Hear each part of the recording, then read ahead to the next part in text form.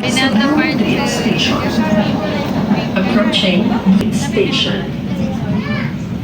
Ikaw na lang wala. We're going to... Malapit na. Guys, welcome. Hi vlog. Welcome to my guys. Hi vlog. Long time no see. Like, hey! Oh. Naka-red pa pala.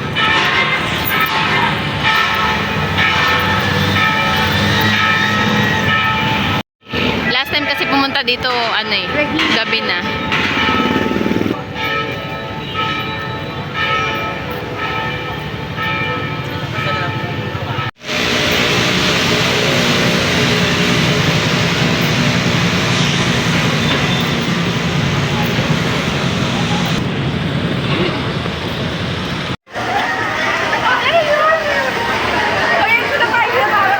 Ang dami na. Pakita mo yung ulo nyo.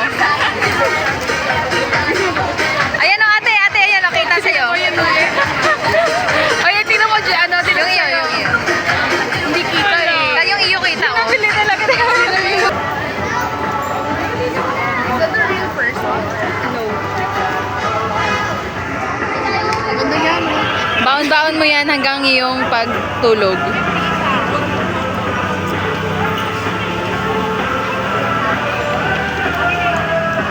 Parang ano, mali kasi so, we are currently on our line. We are in Bichu. Kita, sobrang liwanag niya. Ayan. Tingin ako dito sa makita.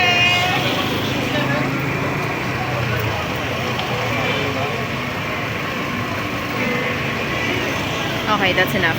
Tikman mo. Tikman mo. Ay, akala ko yung ano lang. Fried sopaw. 35. Pero tikman mo. Bili na lang ako. Diyan lang. Dito. Ayun o. Sa fried sopaw.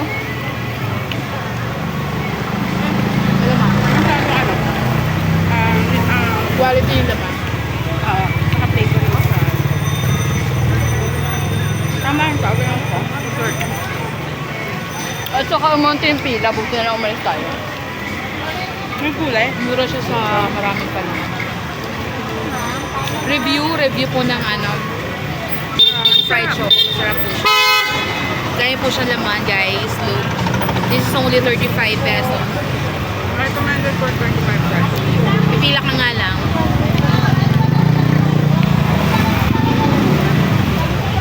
Nakakabusog. Ay! Tara na. We got this item.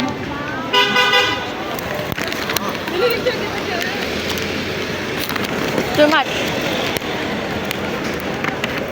Gusto ko may konti asukal. Ano naman? Wow ba? Hindi siya ganun katami. Ano naman ito? Harina. Parang masarap siya sa something na maalat. Bago. Hindi.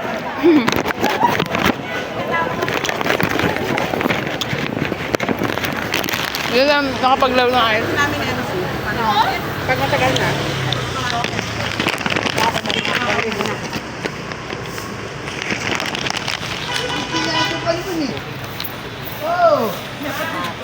Bichu-bichu.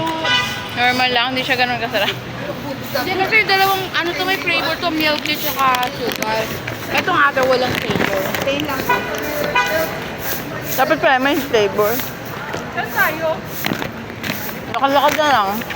Balik na tayo doon. O, balik tayo sa tulay. Saan? Tulay kanina, yung dinaanan natin.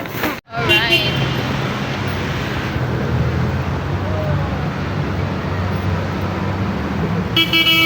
Bakit ang camera ko man? You know I can sing.